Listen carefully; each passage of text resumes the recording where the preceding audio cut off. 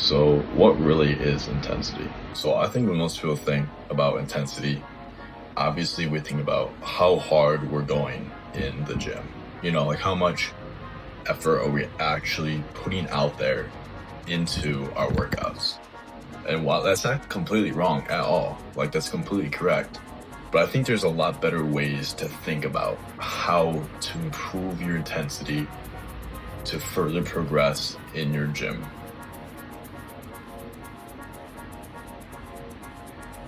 In your fitness journey. So let me also say this is all based upon what your goals are, what you're looking to achieve, and so on and so forth. I think the main part of intensity is how much drive and energy is put into something. So like on the most basic example, if I'm getting 12 reps at 10 pounds easily, my intensity is not there. It's not. You're not doing anything, you're not progressing, it's easy.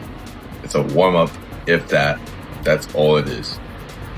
Intensity from there is saying, hey, so I can do 12 reps at 10. No feeling, no nothing, right? Intensity from there is doing 30 pounds, say, and barely getting 5. And so when I say barely getting 5, that's the intensity. That's where the intensity comes into play. So a lot of people, that barely number or that barely weight is not really how much you can do. A lot of people don't know what they're actually capable of doing. And I want to prove to you that you aren't doing as much as you are actually able to do, whether it's weight-wise, gym-wise, goal-wise, real life reasons. I mean, it goes without just the gym. Intensity goes with everything and how you do it and the way you do things. Alright, so now that we've laid out kind of an example of what intensity is, let's talk about how to increase that. So first off, I'm not a huge guy, obviously. I mean, I'm like 160 pounds. I'm fit, I would say, to keep it realistic and honest. So keep that in mind. But I've also been working with different personal trainers that are certified, and I've been in the gym for quite a while. So take my word for it, don't. Either way, you're watching the video at this point, so keep listening. There's a couple ways to improve your intensity for your workout. Now, in this video, I'm going to specifically target weightlifting, because I do think that there is a different ratio or a different mindset that I would go into if I'm talking about cardio and more of a HIIT training style rather than actual weightlifting style. I think those are going to be two separate things, although it is very dependent on the person, I would say. That's just my opinion though. One of those ways to improve the intensity is going to be mindset. So mindset in the gym has got to be the most important thing, the number one thing. So if you're ever going and you're upset, you're stressed, whatever it may be, use that. Now, sometimes it's easy to be like, yeah, I'm stressed, I'm tired. And I get that, you'll have those days. But it's important, at least on those days, most importantly on those days, to go into the gym and still do something. Something is always better than nothing. I'm going to say that again because I think that's important, not just the gym, but for real life. Something is better than nothing. So how do I use that mindset? So by mindset, I mean, it could be a couple of different things. Something as if putting yourself in the mindset of, hey, I'm benching. If I don't push this bar off, maybe it's not a bar. Maybe it's a tree. Maybe it's a piece of machinery. Maybe it's a car. Something just fell on you. If you don't push this off, you're not going to make it. Same thing as that thing fell on you, that item fell on you, that tree fell on you, that machine fell on you. Your dog's next to you. Your dad's next to you. He's under it. If you don't push it off, he's not gonna make it. Putting yourself in those life or death situations, fight or flight, that fight will kick in for the gym. It will. And it does help drive you. It's all about that mental state, that mental flow, if you will. Neurologically and physically, mentally, in your brain, it will send signals, and scientifically it will help you with your workout. It's not just random garbage. It is semi-scientific, but it also is just super helpful for stuff like that, especially on those really heavy lifts. Now, I think a second thing to boost your intensity is going to be going into it with a certain mindset, going into your set with a certain mindset, going into that weight with a certain mindset. Don't think you can push that weight up. No, you can. You've done it 10 times, you've done it 20 times.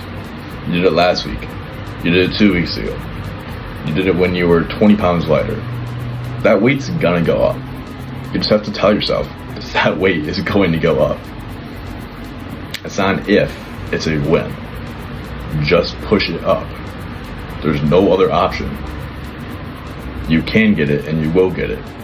That's all the options you have. So don't doubt yourself and don't put yourself in that mindset where it's like, I don't know, I'm tired, I don't know if I can do this today, or this is really heavy. Don't say that shit. Just don't put yourself in that mindset of being less than the weight.